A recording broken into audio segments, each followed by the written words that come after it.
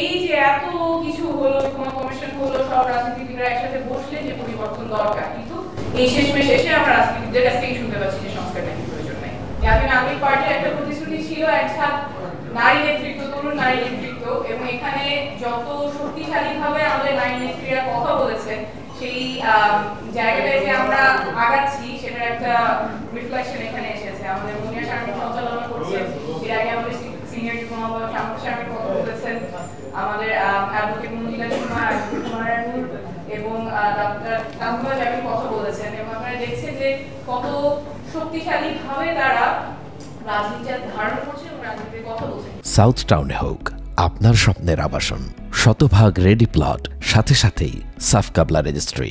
তারপরেও দুর্ভাগ্যজনক হচ্ছে যে রাজনীতির মেইন পরিসরে বলা হয় যোগ্য নারী প্রার্থী কোথায় পাবো, যোগ্য নারী জনপ্রতিনিধি নাকি পাওয়া যাবে না। এটা 2025 সালে এসে রাজনীতির মেইন স্ট্রিমে রাজনীতিবিদরা এরকম বলা হচ্ছে। জুলাই সনদ বাস্তবায়নের রূপরেখার আলোচনাতে চলে আসি।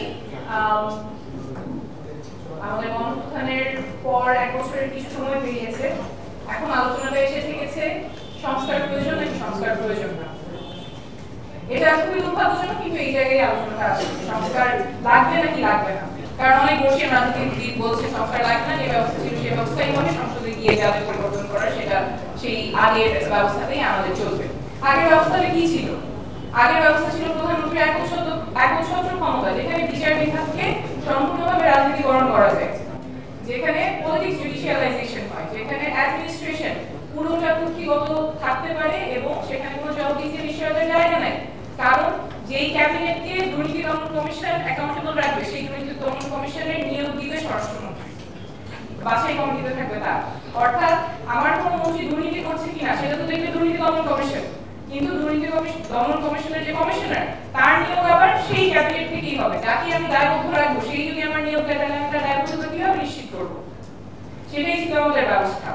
সেই ব্যবস্থায় কি অটুট থাকবে, যেখানে রাষ্ট্রের প্রত্যেকটা প্রতিষ্ঠানকে কুক্ষিগত করা যায়, রাজনীতিকরণ করা যায়, এবং যারা ক্ষমতায় আছেন, যারা ক্ষমতাসীন আছেন, রাজনীতিবিদরা যারা আছেন এবং রাজনীতির কাছাকাছি পাওয়ার কাছাকাছি যে মানুষগুলো আছেন, ব্যবসায়ী হতে পারে, মিডিয়া হতে পারে, সেই ক্ষমতার একটা বলয় থাকে, তাদের পক্ষ হয়ে রাষ্ট্রের প্রতিষ্ঠানগুলো কাজ করবে। সেই ব্যবস্থায় কি আমরা থাকবো নাকি নতুন ব্যবস্থায় যাবো, যেখানে নতুন ব্যবস্থায় রাষ্ট্রের প্রতিষ্ঠানগুলো রাষ্ট্রের নাগরিকের হয়ে কাজ করবে?